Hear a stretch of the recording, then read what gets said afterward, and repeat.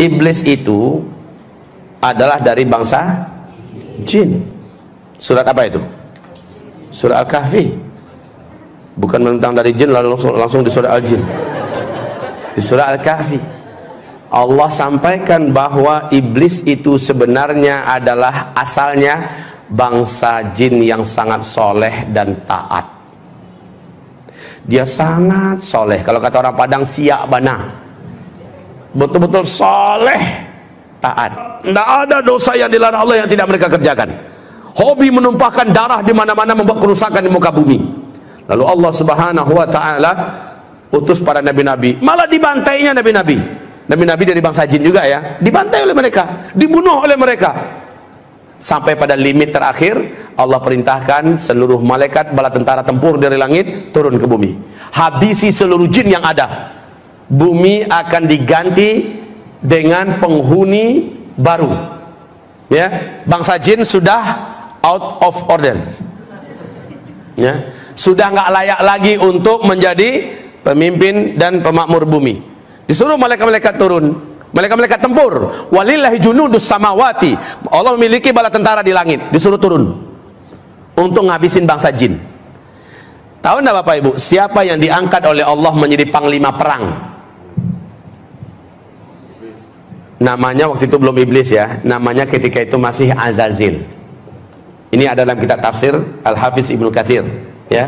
Namanya saat itu masih bernama Azazil. Jangan kasih nama anaknya Azazil nanti. Lalu turunlah panglima perang ini, yaitu Azazil, dengan memimpin seluruh malaikat-malaikat tempur. Semua bangsa jin yang ada di muka bumi diratakan, dibunuh.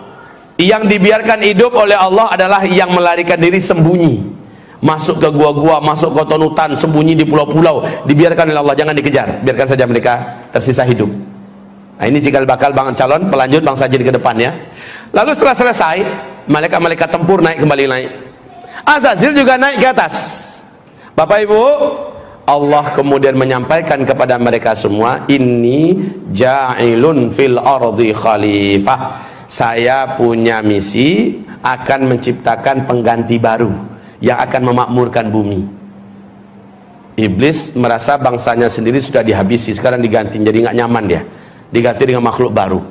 Dia coba hasut para malaikat yang ada, si Azazil ini, sampaikan pada Allah, nanti akan terulang kembali kisah lama.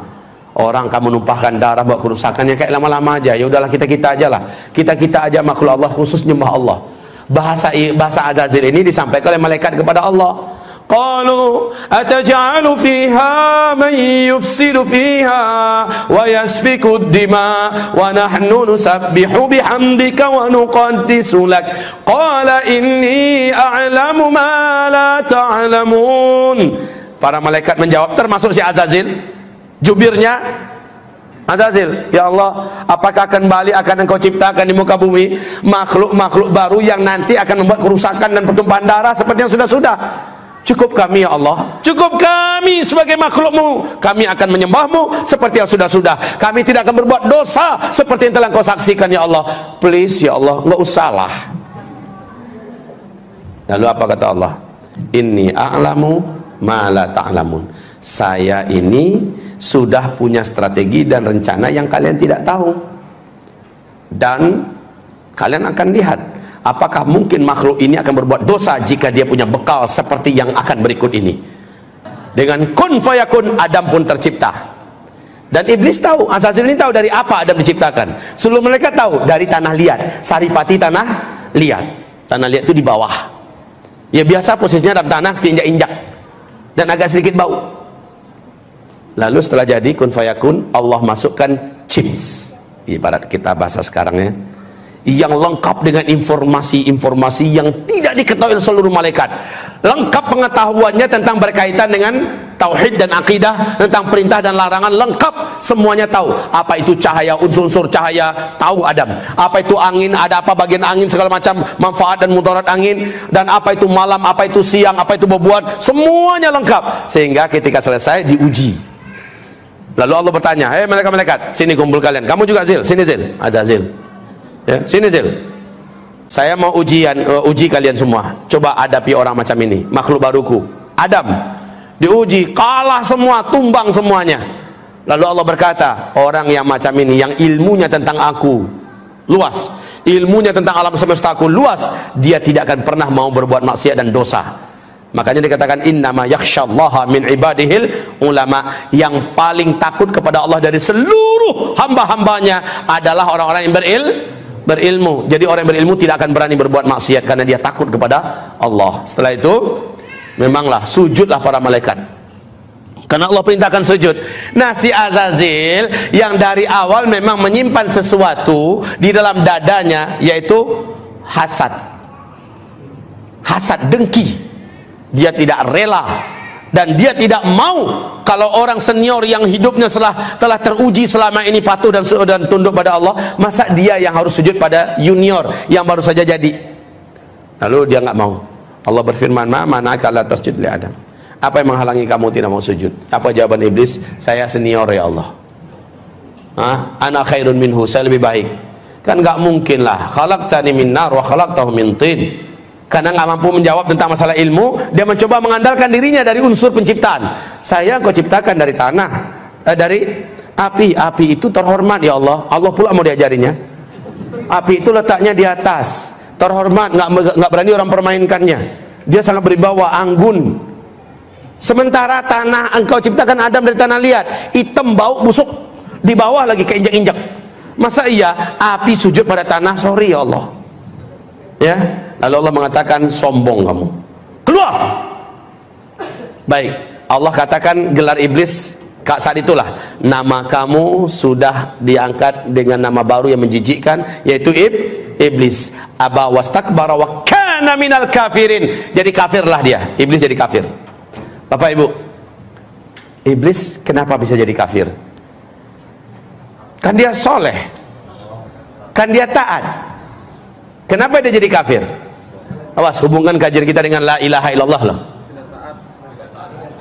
Tidak tak? Itu jawabannya. Apakah iblis dibolehkan masuk surga? Lan tadkhulaha abadan. Engkau sekali-kali tidak akan berhak menjadi ahli surga selama-lamanya. Iblis punya kunci enggak? La ilaha illallah. Iblis yakin enggak dengan Allah? Pasti. Iblis mengimani Allah tidak? Pasti, ya kan? Pasti.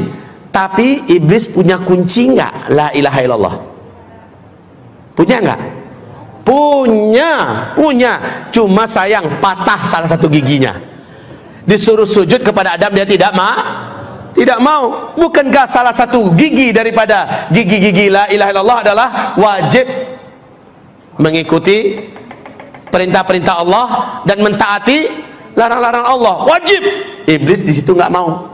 Sujud kepada Adam itu nggak mau dia. Satu saja syahadat Allah yang ditolaknya menjadikan dia dikatakan Allah kafir.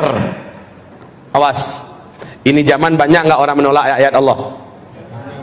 Ini zaman banyak tidak orang menolak syariat Allah. Banyak. Ini zaman banyak tidak ulama-ulama kiai-kiai yang berani-beranian melecehkan, menghina, menyudutkan ayat-ayat Allah. Banyak tidak? Banyak. Nasib orang itu bagaimana menurut Allah? Sama nggak dengan iblis? Buka surat Muhammad ayat 8 ayat 9. Surat 47 ayat 8 ayat 9. Allah katakan dalam ayat itu, siapa yang membenci satu saja di antara ayat Allah, kafir dia. Satu saja ayat Allah dia benci, dia tolak, dia musuhi, kafir dia. Kayak iblis.